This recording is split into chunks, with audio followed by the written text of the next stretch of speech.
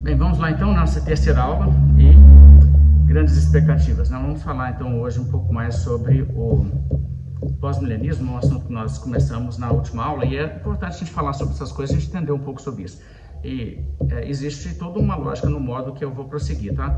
Eu vou trabalhar algumas coisas fundamentais aqui e nós vamos fazer um estudo bem abrangente assim dos textos envolvidos. Vocês vão perceber que eu não vou dissecar hoje em detalhes alguns textos que vão surgir no estudo, não, mas nós vamos realmente fazer isso ao longo do curso, sabe? Uma coisa então que eu quero falar no início dessa aula de hoje, existe uma coisa que é, na verdade, um sentimento meio carnal, sabe? No sentido de não ser muito santo, de ter uma satisfação de querer saber tudo que tem no futuro, e a gente vê isso entre pessoas do povo de Deus, sabe? Nós não somos isentos disso, não. Em alguns casos, isso aí produz até seitas, e a gente sabe que tem seitas que têm sua origem com superênfases escatológicas que acontecem até dentro de igrejas bíblicas. E aí o pessoal desvia em cima disso aí. O adiantismo é um caso desse aí. E de certa forma nós vamos pensar um pouco sobre coisas que contribuíram para o adventismo hoje, porque nós vamos falar sobre isso. As pessoas têm uma certa satisfação, meio estranha, de poder chegar a falar para as pessoas assim: os outros não sabem, mas eu sei o que vai acontecer. Eu sei para onde nós estamos indo. Eu sei o que vai dar essa eleição. Eu sei o que vai acontecer no final dessa guerra. Entende? Então, assim, realmente é errado a gente ter esse tipo de coisa. Agora, é claro que tem todo um povo aí que se impressiona muito com isso. Se um cara que estiver na internet falando aí, por exemplo, agora está tendo uma guerra no Oriente Médio. Se uma pessoa chegar na internet falando com muita convicção, e vai ser isso, e vai... ele fica popular, entendeu? Quer dizer, isso é um dos problemas que a gente tem, que esse tipo de coisa tem lá seu apelo. E infelizmente tem isso. A Bíblia não é um livro de curiosidades sobre o futuro. A Bíblia tem informações importantes realmente para o cronograma de Deus. Em determinados momentos existem profecias até com data marcada, coisa assim. Domingo que vem eu devo pregar uma mensagem sobre isso lá na igreja, sobre a primeira vinda de Cristo. Existem profecias muito específicas sobre a vinda de Cristo, não? Mas a Bíblia não é um livro assim para te dar detalhes para você conseguir meio que saber o que vai acontecer, como se fosse uma espécie de jornal sensacionalista dos eventos na história do mundo, só que escrito antes do acontecimento. A curto prazo, esse tipo de abordagem da Bíblia gera muito entusiasmo, mas sempre é prejuízo para a igreja a longo prazo quando uma igreja entra por esse tipo de coisa. Então, o que nós precisamos de entender é que o pós-milenismo, ele tem uma história disso aí. A história do pós-milenismo é uma história de mancada uma atrás da outra, de falsas expectativas sendo criadas e de coisas assim que, na verdade, não levam a nada, sabe? O pós-milenista, por exemplo, ele gosta de falar certas coisas do tipo assim: ao longo dos séculos, as pessoas aí, de outros pontos de vista, andaram falando assim: Jesus pode voltar agora. E eles estavam errados, como se isso fosse um triunfo deles. Mas não está certo dizer que eles não deveriam estar prontos, porque a Bíblia coloca a gente nesse pé de prontidão. Agora, existe sim esse problema do tipo assim: a nossa geração é a última geração, Jesus vai voltar em nossos dias, é agora, nós estamos nos últimos dias, né? A gente carrega uma plaquinha por aí, anda de sandália na rua falando, né? O fim está chegando. Esse tipo de coisa é um problema, sim. Agora, só que quando você fala sobre isso aí, nesse tipo de coisa de criar expectativas que não se cumprem, o pós-milenismo, ele é tão culpado quanto qualquer grupo que ele possa criticar. E isso é uma coisa assim que não se sabe muito, porque eles meio que apagam, sabe, o rastro deles. E a gente tem que falar um pouco sobre isso então. O que acontece para realmente dar origem ao ponto de vista pós-milenista é a origem da interpretação historicista do livro de Apocalipse. Agora, historicista, você sabe que tem a ver com a palavra história. Então, a pessoa vê basicamente o livro de Apocalipse como se fosse uma coisa da história, um cronograma da história, os grandes eventos da história. O pensamento para fazer isso provavelmente se baseia lá na maneira em que você encontra nas profecias de Daniel a ideia de 4 reinos sucessivos. Isso está lá em Daniel, capítulo 2, capítulo 7. Mas no livro de Daniel o que você tem é 4 reinos, realmente, para dizer o período em que o Messias viria, que ele viria no período do 4º reino, a partir da destruição ali de Israel pelos babilônicos. E você não pega o capítulo 7 e lê ele como sequência do capítulo 2. No capítulo 2 tem 4 reinos. E depois no capítulo 7 tem mais 4. Então agora são 8 já, entende? Aí no capítulo 8 são mais 2, agora já deu 10. Não, você percebe que existe recapitulação ali. E ao longo do período assim mais antigo, existia essa visão de que o Apocalipse também tem um pouco de recapitulação, assim como Daniel tem. Então várias visões ali são vistas como o mesmo cenário sendo repetido. Aqui é o fim do mundo, aqui é o juízo final, aqui também é o juízo final. Mas isso, surgiu então aquela ideia que não. O Apocalipse ele é uma cronologia sequencial e você chega no final ali, no final do capítulo 20 de Apocalipse, é que você tem então o juízo. Ele acontece uma vez só. E esse ponto de vista, ele começa com um cara chamado Joaquim de Fiore, e ele é do século XII, um antigão aqui, Idade Média, e ele tem a ideia, ele diz que Deus deu uma visão para ele, bem assim, um católico, místico, uma pessoa continuista que ainda estamos recebendo revelações e visões de Deus, e ele diz que na visão foi explicado para ele que os 1260 dias de Apocalipse são, na verdade, um período que são os eventos principais da história do mundo que aconteceram naquele período.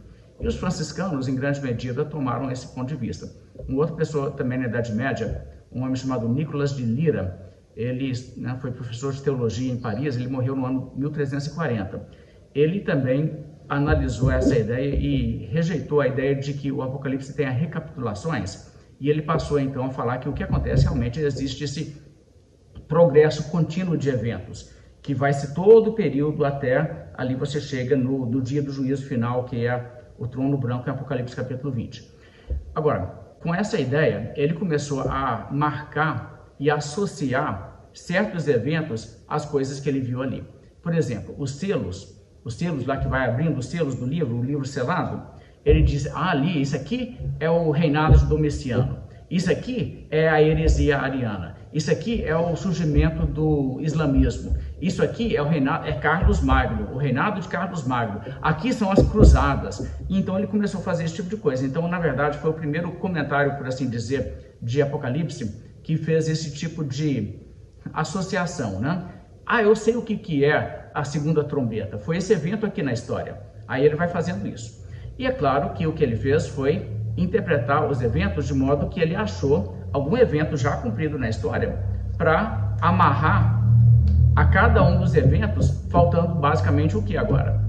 Faltando basicamente agora só o milênio, ok? E você consegue fazer isso, lembrando que esse cara morreu no ano de 1340.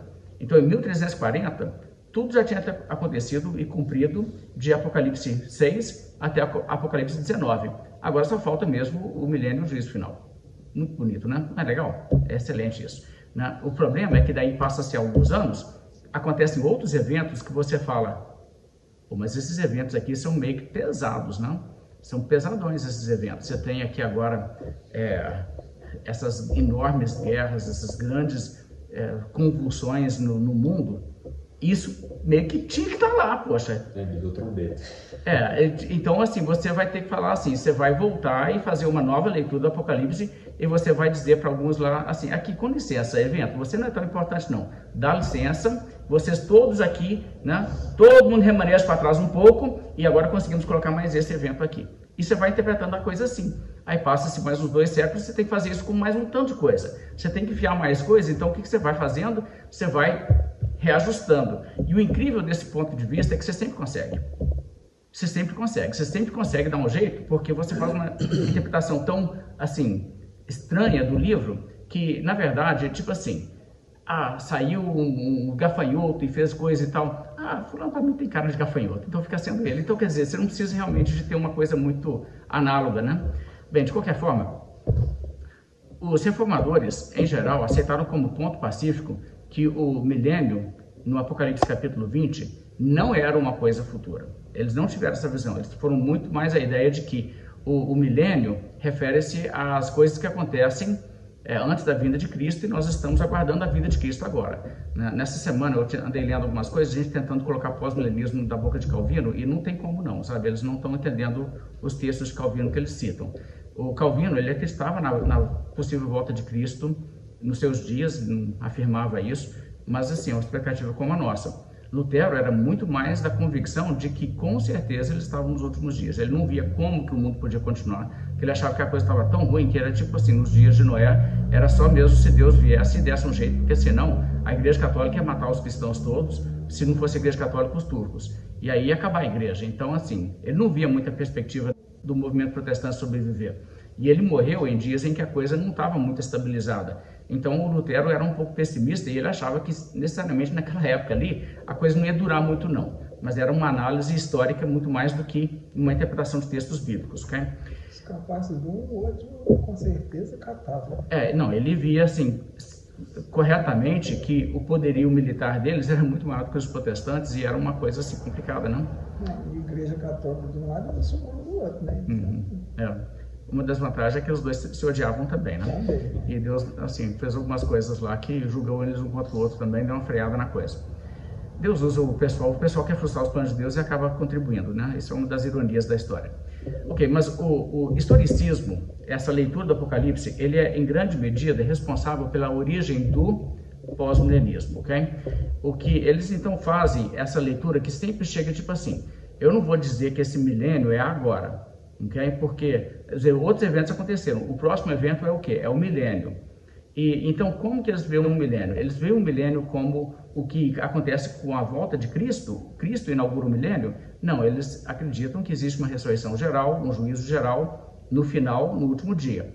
Então, eles vão dizer que esse milênio é uma coisa que acontece enquanto Jesus ainda está no céu. Ele estando no céu, ele vai fazer exatamente isso. Ele vai, de tal forma, influenciar a direção do mundo, da história do mundo, que o mundo vai se tornar, então, gradativamente melhor e vai se tornar um mundo cristão, um mundo onde vai haver basicamente nada. Então a gente vai precisar de entender um pouco, eu deixo eles mesmos falar com as palavras deles, para ninguém falar que eu estou inventando, né? A interpretação de como eles dariam isso.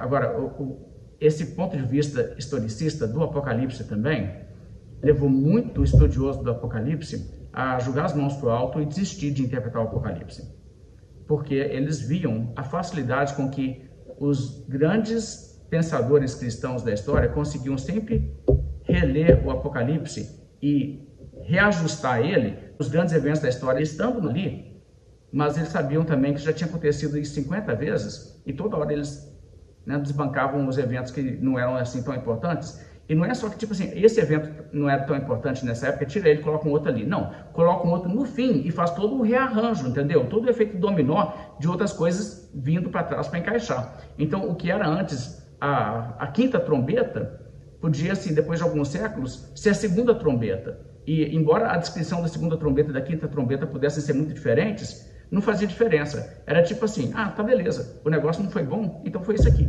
Então, sabe, é um negócio assim, muito estranho esse tipo de interpretação. Agora, o comentário que é clássico nesse sentido de uma interpretação historicista é do Albert Barnes. Eu mandei para vocês um PDFzinho com um resumo de como Albert Barnes interpreta o Apocalipse 6 a 19. Eu li isso quando eu estava na faculdade. Eu fiz a matéria de Apocalipse no meu seminário. Eles falaram para a gente ler 4 comentários de Apocalipse de 4 pontos de vista diferentes. Esse aqui foi definitivamente o mais interessante e o mais divertido. Não aproveitei nada dele não, mas eu ri um bocado. O livro, assim, é maluco. É realmente maluco. E eu consegui, quando eu li esse negócio, entender o que está acontecendo. E, na verdade, eu entendi também o que as seitas estão fazendo. Que as seitas vieram muito disso aqui. Por exemplo, a Adventista do Sétimo Dia tem uma interpretação historicista do Apocalipse até hoje. E eles andam nessa maneira de pensar, mas eu percebi assim, na verdade, eles não inventaram isso não, eles não têm que ir para isso.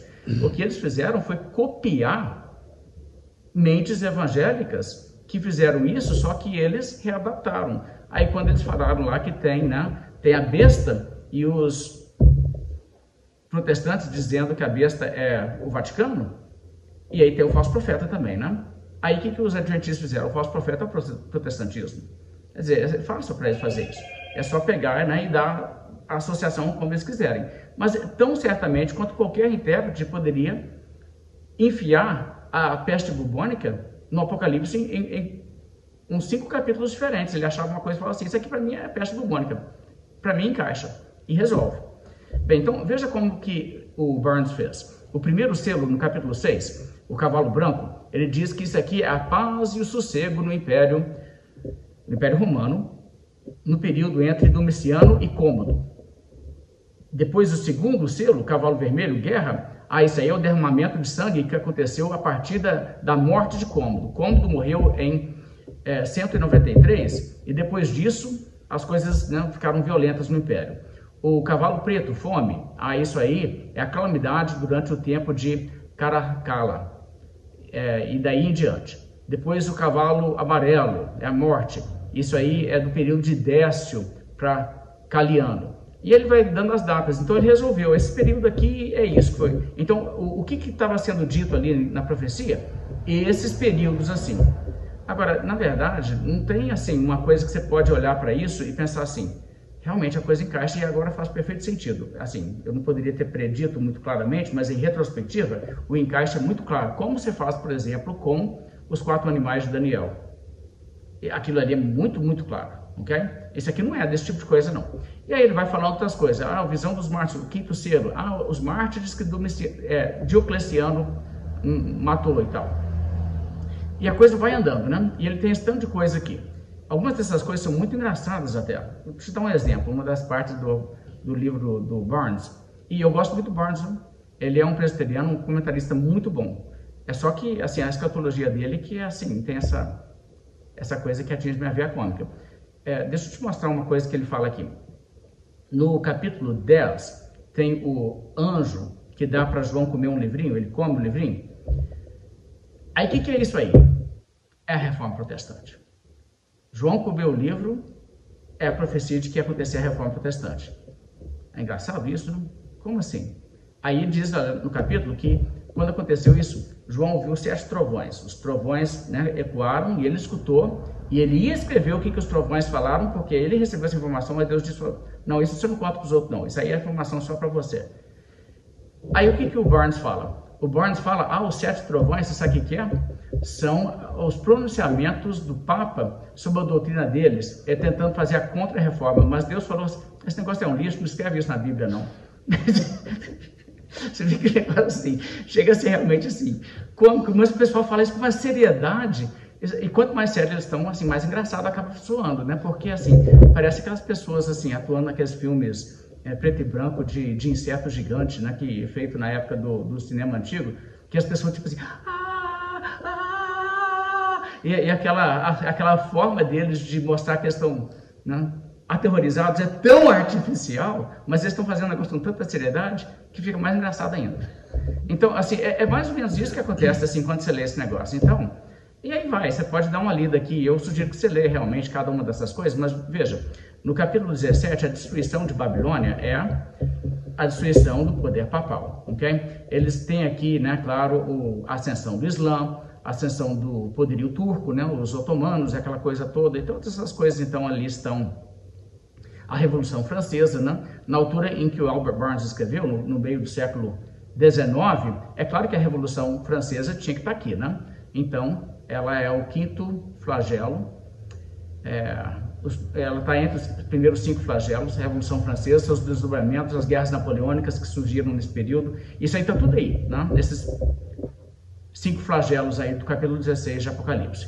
É claro que o jeito que ele está levando a coisa, quando você olha lá atrás no período, por exemplo, de Martim Lutero, não tinha ninguém interpretando dessa maneira aquele capítulo, entende? Isso aí é o tipo de coisa que lá na frente, depois que aconteceu, você fala assim, pô, Napoleão, não entrar para a história, Napoleão né, não é café pequeno, não, a gente tem que dar um jeito de encaixar ele aqui. Então eles encaixaram Napoleão, e assim vai. Bem, eu quero ler um pouco com vocês sobre o Albert Barnes, porque o que ele faz no comentário dele é muito isso aqui. Ele consegue fazer com que todos os grandes eventos da história, então, foram representados e culminam na época dele. Então, na época que ele está escrevendo, né, nos meados de 1800, o que falta acontecer agora? Mais nenhum grande evento, a não ser o milênio. O milênio começa agora, o milênio do capítulo 20, porque se você observar, não tem um espaço assim de 50 anos, maior que 50 anos, entre um evento e outro, que foi predito. Tudo é assim, né? Quase, né, 1800 anos de história. Agora, meu filho, agora é o milênio. Agora Cristo vai, né, derramar, né, essas coisas todas. Bem, Veja comigo como que ele fala sobre o milênio. Eu vou ler então esse texto. O Albert Barnes falando sobre o Apocalipse 20, ele diz: parece, no entanto, que se refere a uma manifestação do poder de Satanás que existirá após a destruição da besta e do falso profeta, isto é, o papado e o maometismo, né? Seguindo Maomé. E provavelmente a referência principal é ao poder ainda existente do paganismo, né? Tem budismo no mundo, esses têm assim. Compare com as notas sobre Apocalipse 16, 13 a 14, que ele escreveu nesse mesmo comentário dele. Pode incluir, no entanto, todas as formas de maldade que Satanás terá mantido na terra e todos os modos de mal pelos quais ele tentará perpetuar seu reinado. O que ele quer dizer? Que Satanás será amarrado, que não vai ter mais papado, não vai ter mais islamismo e não vai ter mais as outras formas de paganismo, mas inclui também as outras formas de maldade pelas quais o diabo atuou aí no mundo, esse tempo todo. Essas coisas vão sumir, que o diabo vai ser amarrado. Então o poder do diabo vai acabar nesse sentido, nós não vamos ter mais isso não. Então aí está a pergunta, nós estamos no milênio, Barnes? Não, o Papa ainda existe, não existe? Existe Papa? Existe ainda Islã? Não, então estamos no milênio ou não? Você está conseguindo ver o que acontece? É muito importante você entender o que é o pós-milenismo, porque, num certo sentido, o amilenista vai dizer que Jesus volta após o milênio. Mas ele vai dizer, o milênio refere-se a esse período atual. O pós-milenista é quem chega e diz assim, não, meu filho, esse período atual não qualifica para ser um milênio. Um milênio é um trem bom demais da conta. Okay? O milênio vai ter nada de Papa no mundo, nada de Islã, nada de religião pagã e nem essas outras coisas aí que levam as pessoas a se desviar. Tipo assim, alcoolismo não vai ter não. Nós estamos falando de outra coisa, um período bom. Ok? Aí ele fala assim, existem apenas 3 maneiras para se entender, ou de se entender, a frase 1000 anos. Ok? Aqui estão. Ou literalmente 1000 anos e 1000 anos no relógio, né? B, no uso profético do termo, onde um dia representaria um ano, fazendo assim um período de 360 mil anos. Uhul! Imagina um período de 360 mil anos, né? Vamos falando assim, a história do mundo até agora, né, desde a criação, nós estamos beirando aí o que? 7 mil anos, uma coisa nessa faixa aí. E ele está dizendo que o que vai acontecer é que o mundo vai converter, não vai ter religião falsa no mundo, as coisas vão ser boas, e esse período vai demorar. E ele está inclinado a essa ideia. A coisa é que o mundo vai demorar, assim, 360 mil anos sem guerra, sem religião falsa no mundo, só beleza. Essa é a visão aqui do Barnes. Ou figuradamente, supondo que se refira a um período longo, mas indefinido. Aí poderia ser um período muito longo, tipo, né, sei lá, 500 anos. Pode ser impossível determinar qual desses períodos é pretendido, embora o primeiro tenha sido geralmente considerado o verdadeiro e, portanto, a noção comum do milênio. Ou seja, muita gente acha 1000 anos e 1000 anos.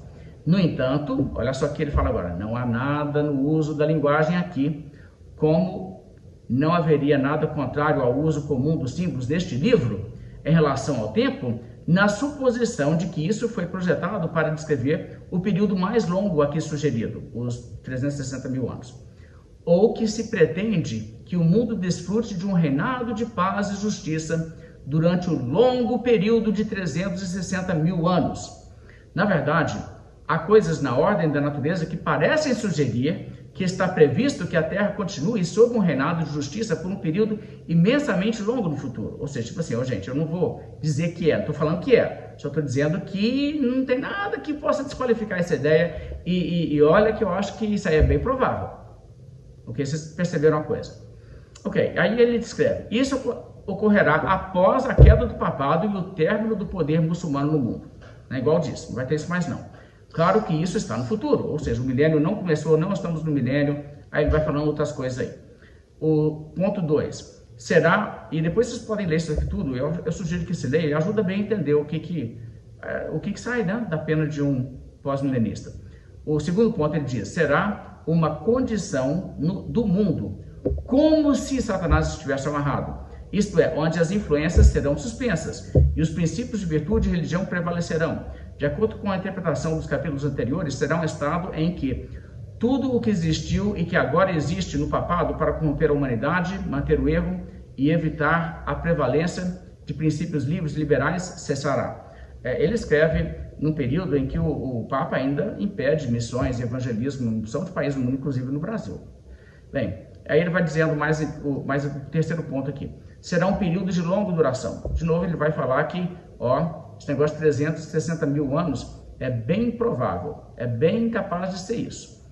Ponto A debaixo de subponto A. Haverá um grande aumento da população do globo. Se as guerras cessarem, a intemperança cessar, né? O pessoal vivendo no pecado, a escravidão cessar e inúmeras paixões que agora encurtam a vida forem contidas, é fácil ver que deve haver uma vasta ampliação no número da espécie humana.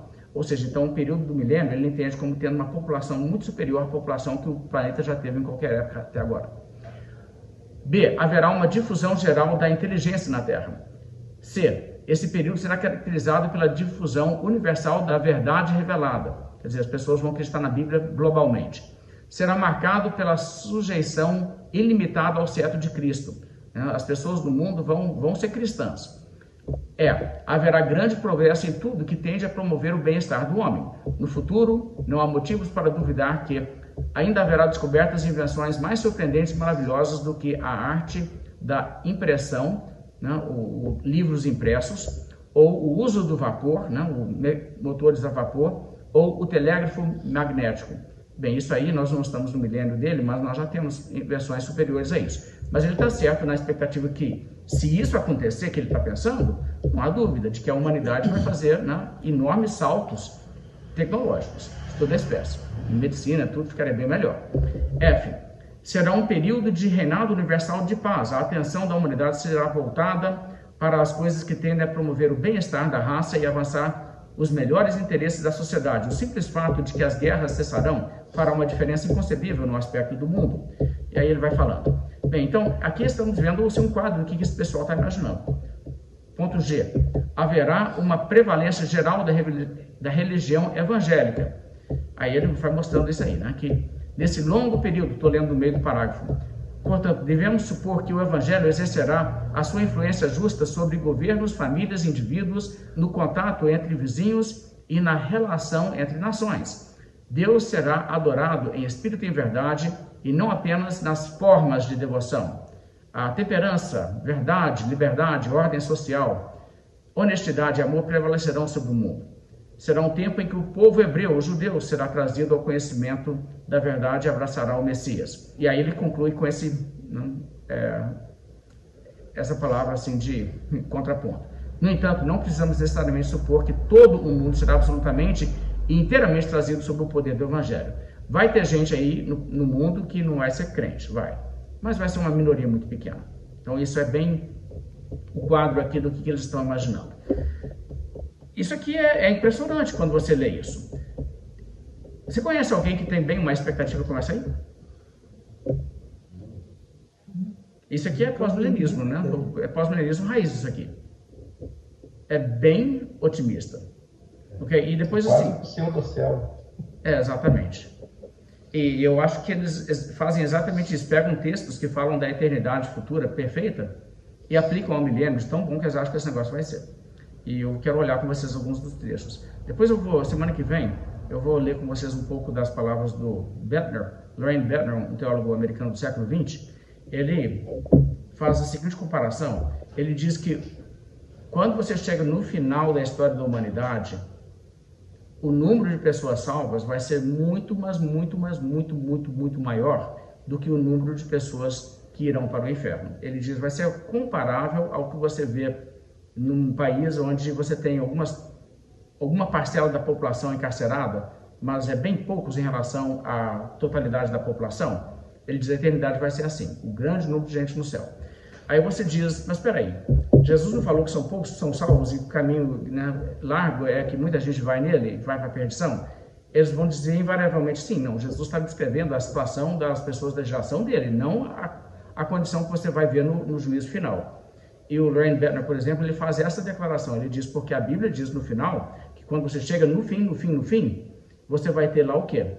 Uma grande multidão de pessoas que ninguém pode enumerar. Então, como é que você vai conseguir isso? Bem, eu tô de boa com a ideia que Se Jesus voltar hoje, todos os remidos de todas as épocas que já foram salvos, dá uma multidão grande. Eu não ia querer contar, não. Para mim já está tranquilo. Ok? Não preciso ter 360 mil anos de uma população muito maior do que essa no mundo, praticamente toda convertida, não.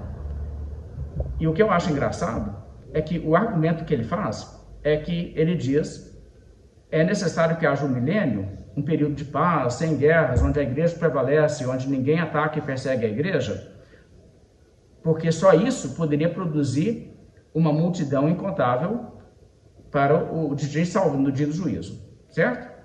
E, no entanto, esse povo, que é uma multidão que ninguém consegue enumerar, é descrito no Apocalipse como quem? Aqueles que passaram por grande tribulação. Não me parece que eles viveram num período assim de um milênio, não faz sentido para mim isso. Então, assim, eu acho que tem muita coisa incoerente na interpretação bíblica desse povo. Mas vamos lá, vamos ler alguma coisa dos trechos bíblicos, porque não é tanto que o milênio pós-milenista se baseia em Apocalipse 20, ok? É mais que eles concluem, lendo principalmente passagens do Velho Testamento, que existe a necessidade de um período de ouro que ainda vai acontecer nesse mundo, antes do juízo final. E aí, quando eles pensam isso, eles pensam que necessariamente isso vai ter que acontecer antes da volta de Cristo, porque Jesus volta no último dia. Eles pensam dessa maneira e concordam com os babilonistas nisso. Mas aí, o que você faz então com essas profecias? Onde você encaixa elas? Você diz, bem, não aconteceu até agora, vai acontecer antes de Jesus voltar, necessariamente. E aí, como eles fazem aquela leitura cronológica do livro de Apocalipse, e conseguem sempre acreditar que eles estão vivendo nos dias em que se cumpriram recentemente o capítulo 19, então o milênio de capítulo 20, onde Satanás é amarrado, é esse período de ouro que eles já antecipam, baseado na interpretação que eles fazem do Velho Testamento. Vamos olhar algumas coisas do Velho Testamento aqui, vamos ver os textos que eles usam e vamos pensar sobre esses textos. E isso aqui é bem curioso, vamos ler. Isaías 2, verso 2. Nos últimos dias acontecerá que o monte da casa do Senhor estará estabelecido no cimo dos montes e se elevará sobre os outeiros. Para ele afluirão todos os povos. Irão muitas nações e dirão: vinde, subamos ao monte do Senhor e à casa do Deus de Jacó, para que nos ensine os seus caminhos e andemos pelas suas veredas. Porque de Sião sairá a lei e a palavra do Senhor de Jerusalém. Ele julgará entre os povos e corrigirá muitas nações. Essas converterão as suas espadas em relhas de arados e as suas lanças em podadeiras. Uma nação não levantará a espada contra outra nação, nem aprenderão mais a guerra. Vinde, ó casa de Jacó, e andemos na luz do Senhor. Ok, é bem interessante esse texto. Isso aqui, qual que é o cumprimento disso aqui? Todo mundo vai dizer que acredita nesse texto, né? Então, mas assim, quando que se cumpre? Então vamos lá. Na visão amilenista, isso aqui se cumpre como e quando? Na visão amilenista, isso aí é uma descrição de hoje. Isso aqui é uma descrição de hoje. Isso está acontecendo desde o livro de Atos. Ok? Não foi, Jesus disse que serão minhas testemunhas, começando em Jerusalém, depois em Judéia, depois até os confins da terra? Então não saiu de lá a mensagem e já está correndo o mundo e está afetando pessoas, levando pessoas a se converter? Isso descreve a conversão das pessoas pelo mundo afora, no período atual. Ok? Então, na visão milenista, isso acontece no milênio milenista. Na visão pré-milenista, isso acontece quando? Isso aqui não cumpriu ainda na visão pré-milenista. Isso acontece quando Jesus estiver sentado no trono lá em Jerusalém, fisicamente Jerusalém, e de lá estiver governando o mundo e estiver fazendo com que isso aconteça. E na visão pós-milenista, isso acontece quando? Quando houver o início do verdadeiro milênio, que não começou até agora, mas antes da volta de Cristo. Ok? Tá dando para entender isso aqui? Sim, então o pós-milenista e o amilenista acreditam que acontece no milênio, mas o pós-milenista isso é a inauguração desse milênio que ainda não chegou, é isso? Todo mundo concorda que isso aqui é o milênio. Sim. A questão é que o amilenista diz sim, mas é isso aqui que está acontecendo. Não tem gente aqui no Brasil, o maior cantão aqui, em relação a Jerusalém, Império Romano, cristão hoje? Então é isso, está falando disso, ok? E eles tiveram a transformação, eles são transformados em pessoas de paz, mas não é uma questão que o mundo inteiro fica dessa maneira, ok? Agora, o pós-milenista diz, não, é pouco. Para mim isso é pouco para seu cumprimento isso aqui. Ainda tem que ter uma coisa melhor que isso. E o pré-milenista também. Aí eles colocam isso numa visão assim, isso aqui nada que aconteceu até agora atende à expectativa que essa passagem cria. Então ainda haverá um milênio que não é isso aqui que nós estamos vivendo. Ok? Desde que você entenda, depois a gente pode discutir assim, quem está certo aí. Isaías 11, verso 1. Do tronco de Jessé sairá um rebento e das suas raízes um renovo. Aqui é Jesus, tá? Eu vou pular os versos aqui que descrevem sobre Jesus e vou começar no verso 5. A justiça será o cinto dos seus lombos e a fidelidade o cinto dos seus rins. O lobo habitará com o cordeiro e o leopardo se deitará junto ao cabrito. O bezerro, o leão novo e o animal cevado andarão juntos e um pequenino os guiará. A vaca e a ursa pastarão juntas e as suas crias juntas se deitarão. O leão comerá palha como boi, a criança de peito brincará sob a toca da áspide, e já o desmamado meterá a mão na cova do basilisco. Não se fará mal nem dano algum em todo o meu santo monte, porque a terra se encherá do conhecimento do Senhor, como as águas cobrem o mar. Isso aqui. O pós-milenista está dizendo, é isso que eu estou esperando ver, isso vai acontecer no milênio. O pré-milenista vai dizer que isso aqui é quando? Isso aí quando Jesus estiver no trono. Aqui na Terra. Sim, no Jerusalém, milênio. Sim, no milênio. E o amilenista vai falar o quê? Isso aqui é o período atual?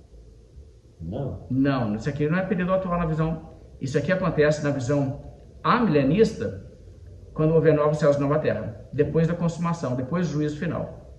Ok? Então os outros dois vão acreditar que isso aqui é o milênio, que ainda está no futuro, mas que é antes do juízo final. Mas o amilenista vai dizer, não, isso aqui é depois do juízo final. Aí o pessoal pira a cabeça e diz assim, criança de peito, como é que você vai ter criança de peito depois da ressurreição, né, depois do juízo final? Pois é, não vai ter criança de peito, isso aqui é simbolismo. Ok? É um modo de dizer que vai ser um mundo inofensivo, um mundo sem preocupação, tá? Então é uma linguagem simbólica. E aí que o pessoal fala assim, nossa, eu não aguento isso, você tem que interpretar a Bíblia literalmente. Depois a gente vai falar sobre a questão da hermenêutica, eu estou querendo só dar assim, como que cada um vai olhar isso. Então isso aqui não é milênio nenhum na visão amilenista, os outros concordam que é milênio, ok? Isaías 65, verso 17 em diante. Pois eis que eu crio novos céus e nova terra, e não haverá lembrança das coisas passadas, jamais haverá memória delas. Okay. Aqui isso já deveria te falar onde nós estamos. Sim. Após o juízo final, novos céus e nova terra, ok? E no entanto, as pessoas dizem não, mas é o milênio. Okay? O amilenista vai dizer sim, isso aqui é uma descrição de o estado eterno. Os outros vão dizer não, isso aqui é o que acontece antes do juízo final, no período de ouro, na era dourada aí do milênio. Vamos continuar lendo. Mas vós folgareis e exultareis perpetuamente no que eu crio. Nota o perpetuamente, não 1000 anos. Porque eis que crio para Jerusalém alegria e para o seu povo regozijo, e exultarei por causa de Jerusalém e me alegrarei no meu povo. E nunca mais se ouvirá nela nem voz de choro nem de clamor. Não haverá mais nela criança para viver poucos dias, nem velho que não cumpra os seus, porque morrer aos 100 anos é morrer ainda jovem, e quem pecar só aos 100 anos será amaldiçoado. É aqui que o pessoal diz, mas vai ter criança, vai ter velho, e vai ter morrer, só morrer aos 100 anos. O texto não diz que vai morrer gente, ok? O texto diz que não é normal aceitar a morte com 100 anos, ok? O texto não diz que vai ter criança. O texto diz que não haverá nela criança de viver poucos dias. Diz que vai ter criança que vai viver muito? Não diz. Você viu isso? Com 100 anos é jovem ainda. Mas o que o texto está dizendo aqui é simplesmente que as dores, os clamores que afligem a humanidade em nossa realidade atual estarão ausentes lá. Tá? Bem, mas continuando. Eles edificarão casas e nelas habitarão, plantarão vinhas e comerão seu fruto. Não edificarão para que outros habitem, não plantarão para que outros comam, porque a longevidade do meu povo será como a da árvore, e os meus eleitos desfrutarão de tudo as obras das suas próprias mãos. Não trabalharão debalde, nem terão filhos para calamidade, porque eles são a posteridade bendita do Senhor, e seus filhos estarão com eles. E será que antes que clamem eu responderei? Estando eles ainda falando, eu os ouvirei. O lobo e o cordeiro pastarão juntos, e o leão comerá palha como boi. Pó será a comida da serpente. Não se fará mal nem dano algum em todo o meu santo monte, diz o Senhor. No meu entendimento, esse finalzinho aqui do verso 25 ajuda a interpretar.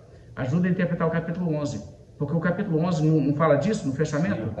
E aqui ele faz a mesma coisa, estão falando do mesmo período. E isso aqui acontece não nesse mundo, mas quando houver novos céus e nova terra. Tá? Então, quer dizer, eu acho que o problema aqui nessas questões é não saber interpretar essas passagens bíblicas. Capítulo 2 de Isaías, eles têm uma expectativa exagerada do que significa. Gente, para uma pessoa lá da época de Isaías, pensar que o quadro atual do mundo, onde você tem cristão na Coreia, cristão na África do Sul, cristão na Alemanha, cristão no Brasil, cristão lá no Alasca, o pessoal olharia isso naquela época e pensaria assim, que coisa mais louca. Isso para mim é tipo assim, uau, nunca imaginei que a nossa religião, que era tão assim, limitada, a nós sozinho aqui, quer dizer que um dia vai sair de Jerusalém e vai para esses cantos tudo. Quer dizer, você tem que assim, olhar na ótica desse povo. E faz perfeito sentido olhar Isaías capítulo 2 nessa maneira, ok? Outro texto aqui, Salmo 2, isso aqui é incrível para mim, que eles jogam isso no milênio, mas olha, Salmo 2, verso 7, proclamarei o decreto do Senhor, ele me diz, tu és meu filho, hoje te gerei, pede-me que te darei as nações por herança, as extremidades da terra por tua possessão, com vara de ferro as regerás e as despedaçarás como um vaso de oleiro. Ok, isso aqui é sempre entendido como o que acontece quando Jesus volta e ele entra como juiz, e ele julga o mundo, e ele pega os ímpios, e ele despedaça os ímpios, e acaba com os ímpios, ok? Agora o outro pessoal diz que não, ele vai estar, né, o premilenista diz que ele vai estar sentado em Jerusalém reinando, né?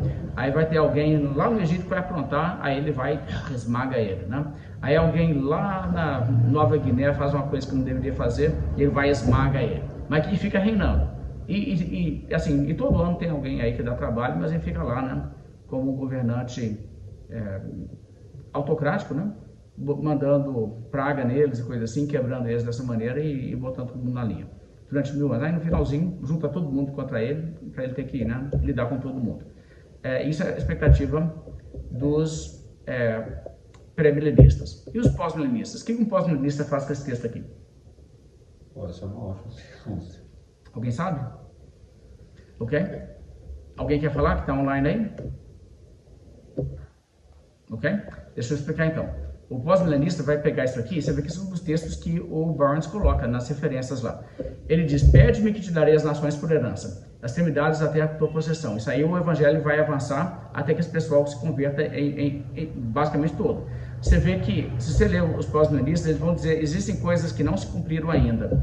Por exemplo, Jesus é o Cordeiro de Deus que tira o pecado do mundo. Não é o mundo inteiro que é convertido. Então, quer dizer, isso ainda tem que se cumprir. Eu sei, eu também acho isso muito estranho. Mas existem coisas desse nível, ok? O pessoal fala assim, se eu for levantado, atrairei todos a mim mesmo. Aí não são todos. Então, assim, se Jesus voltar hoje, não cumpre o que a Bíblia está prometendo ali. Bem, aqui eles estão dizendo isso, as extremidades da terra vão se tornar de Jesus dessa maneira. Mas não é assim, ele vai voltar e vai tomar posse. É no sentido que o evangelho vai chegar lá e todo mundo em massa vai se converter. E o verso 9 é o que é o mais legal. Com vara de ferro as regerás e despedaçarás. Sabe como é que vai acontecer que Deus vai despedaçar as nações? Ele vai converter as nações. É isso que significa que ele vai despedaçar. Eu não estou brincando. Eu não estou brincando. Então é um milênio mesmo para eles. Exatamente. É mediante isso que Deus vai Sim. implementar a paz. Exatamente. Quando várias passagens onde Jesus mata as pessoas e esmaga e o sangue deles esparge para todo lado, é Jesus convertendo essas pessoas. Bem, não parece ser o tom da escritura não. Salmo 22, verso 27 em diante. Lembrar-se-ão do Senhor, e a ele se converterão os confins da terra. Perante ele se prostrarão todas as famílias das nações, pois do Senhor é o reino, e ele governa as nações. E é ele quem governa as nações. Todos os opulentos da terra hão de comer e adorar, e todos os que descem ao pó se prostrarão perante ele, até aquele que não pode preservar a própria vida. A posteridade o servirá.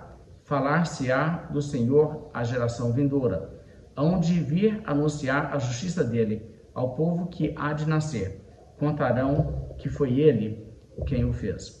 Então aqui você nota uma ideia, claro que o Salmo 22 é um salmo messiânico, tem a ver com a morte de Cristo e tudo, e conclui com esse tom. O que vai acontecer é que Deus vai fazer isso, né? A palavra de Deus vai converter pessoas até dos confins da terra e tudo mais. Vamos lá. Na visão pós-milenista, isso não se cumpriu ainda, isso só se cumpre quando o milênio realmente for assim, uma conversão maciça da população mundial. Na visão amilenista, o que é isso aqui? Na visão milenista, isso é o milênio. Sim. Amilenista é o milênio, que é o hoje. Sim. Existe igreja pelo mundo inteiro. O evangelho se espalhou e pessoas estão sendo salvas de todos os lugares da terra. É isso. Okay? E os premilenistas vão pegar isso aqui também e dizer, não, Jesus reinar, vai ser Jesus voltar fisicamente. Okay? Bem, então, tendo visto assim, um pouco do Barnes e falado um pouco sobre isso, eu disse que os pós-milenistas criam expectativas que se frustram. E isso é fato, ok? Eles criam expectativas que não se cumprem. E depois eles têm que sair apagando seus rastros. Porque eles não gostam de que você leia as pessoas lá de trás, não. A gente vai ler um pouco, por exemplo, do Edwards, algumas coisas que ele falou, e você vai perceber que, assim, é um pouco constrangedor.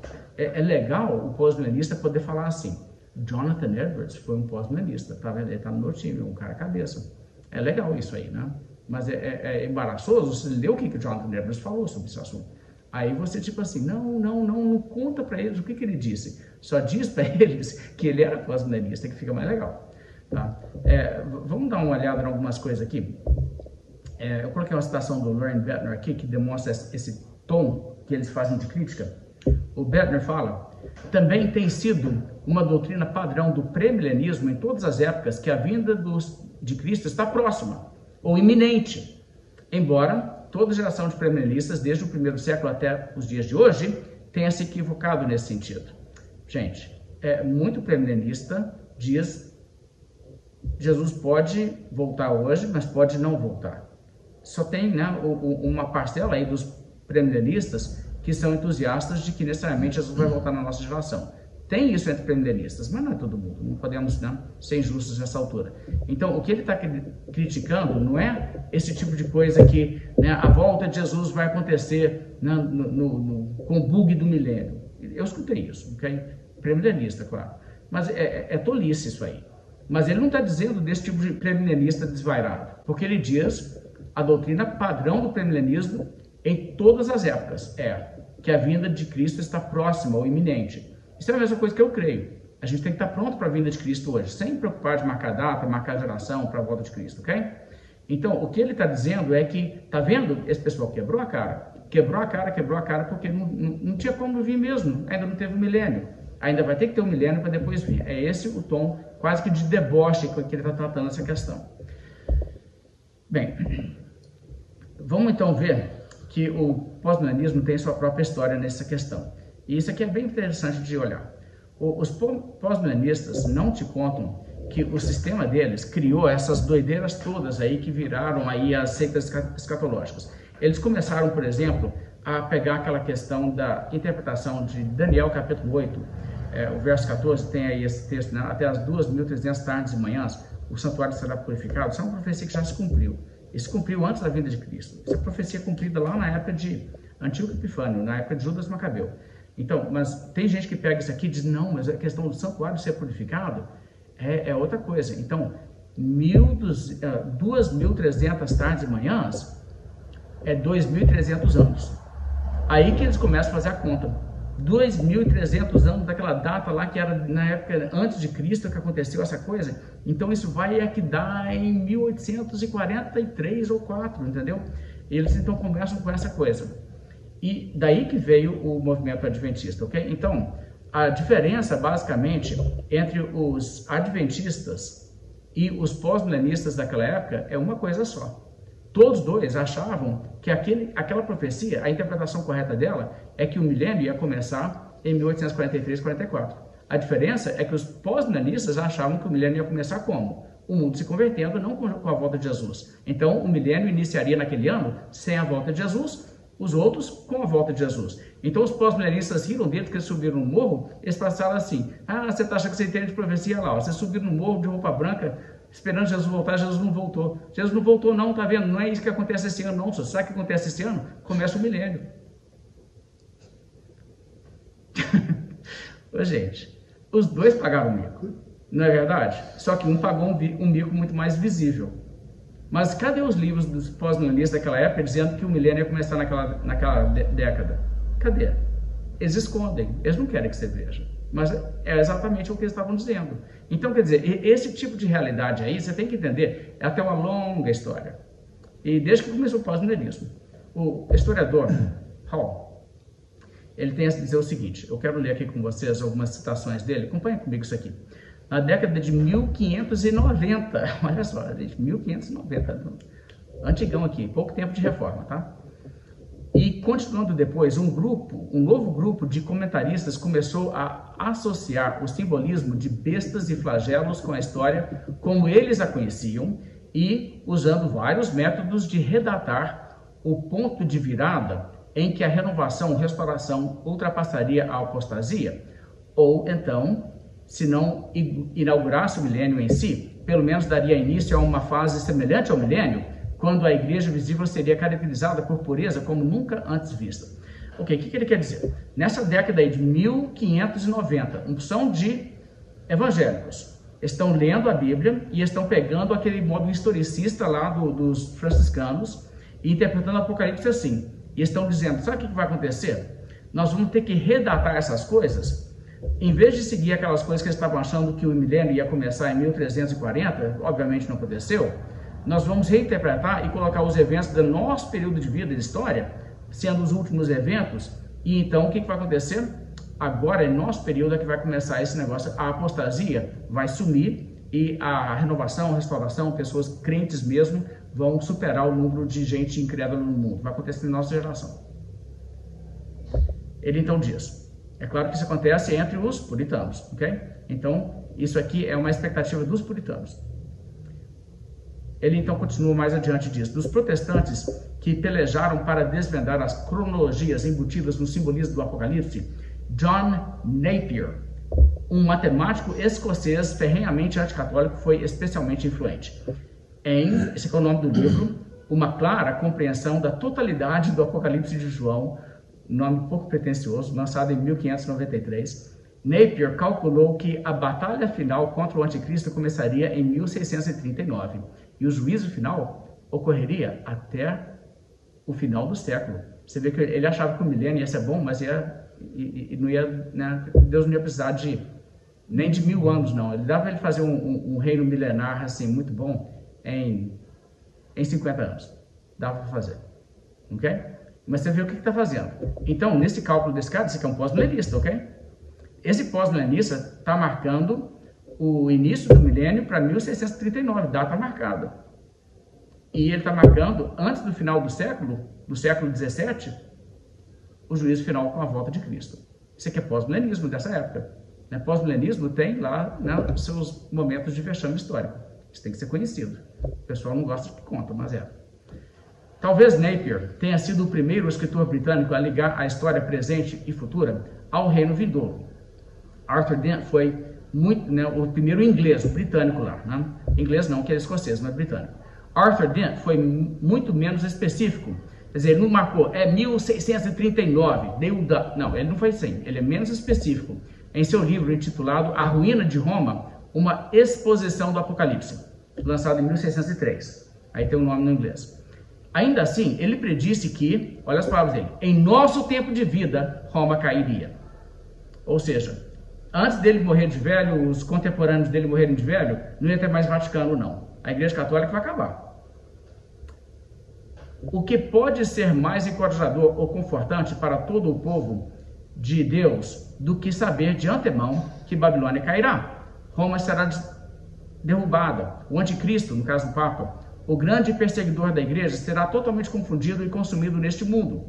Então você tem outras pessoas que escrevem livros assim. Um cara chamado Thomas Brightman, por exemplo, um inglês. Ele escreveu um livro chamado A Revelação da Revelação. Você sabe que Apocalipse é a palavra revelação em grego? Dependendo da edição da Bíblia que você usa, você pode não chamar de Apocalipse, mas chamar de a revelação. Aí o cara tipo assim, você quer entender? Então, aqui, ó, leia esse aqui. Você quer a revelação, você quer a revelação da revelação. Igual eu falei, esses caras, eles não dão, assim, muita pinta de humildade, não, sabe? Eles tipo assim, cara, eu tenho as respostas. Leia o meu livro, você vai entender tudo. Bem, mas ele dedica grande parte do seu livro para falar que o que vai acontecer, eu posso te falar. Na nossa geração, nós vamos ver a conversão dos judeus. O judaísmo vai deixar de ser religião, o judeu vai virar tudo cristão. E aí os judeus vão ser os grandes evangelistas que vão ganhar o mundo para Cristo, aí vai acontecer isso. Então, quer dizer, isso está para acontecer, e acontece na nossa geração. Outro livro de falsa expectativa, coisa que obviamente não se cumpriu, né, em 1607, foi quando o livro foi escrito, apesar que só saiu publicado em inglês em 1615.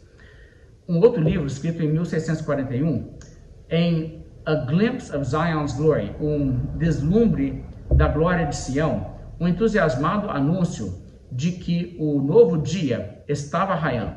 O autor anônimo, possivelmente o ministro puritano Thomas Goodwin, existe a suspeita que quem escreveu esse livro é o Thomas Goodwin devido a onde ele surgiu e ao estilo, tá? Mas pode não ter sido ele. Mas as suspeitas caem em cima dele, que ele não quis colocar o nome dele, depois dava errado alguma coisa, mas ele lançou um negócio assim. Claro, pós-milenista Thomas Goodwin. Lembrou seus leitores da previsão de Thomas Brightman. Lembra o Thomas Brightman falou que os judeus vão todos converter e vai tal? Então, e de que o derramamento do sétimo flagelo sobre a besta e o início de um meio advento, ou seja, o milênio, né? Não é a volta de Cristo, mas é uma espécie de vinda de Cristo transformando o mundo, aconteceriam naquela mesma década de 1640. Ok? Se isso aqui foi o Thomas Goodwin, ele pisou na bola feio, aqui marcando data para o início do milênio.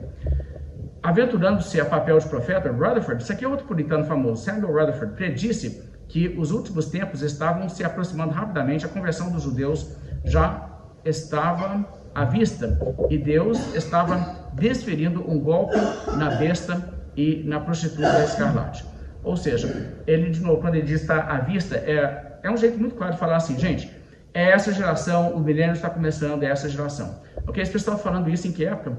1640, nesse período aí. A coisa foi dessa maneira, né? Só que as coisas começaram a dar muito errado. A Guerra dos 30 Anos foi um fator que, né, foi muito assustador. Parecia que os protestantes iam ser varridos da terra. E depois a restauração da monarquia na Inglaterra fez com que muito sonho puritano descesse por água abaixo. Muita gente ficou coçando a cabeça pensando assim, poxa, mas a Bíblia então, a Bíblia errou? Porque não era isso. O milênio, a gente estava no início do milênio, por isso nós tomamos poder aqui na Inglaterra. Era para ser um reino puritano até Jesus voltar, ou até, sei lá, nos últimos dias do milênio. E o que está dando errado? Entendeu? E esse tipo de coisa criou, assim, muita confusão na cabeça de muita gente. E esse pessoal foi responsável por isso. Agora, olha só outra coisa.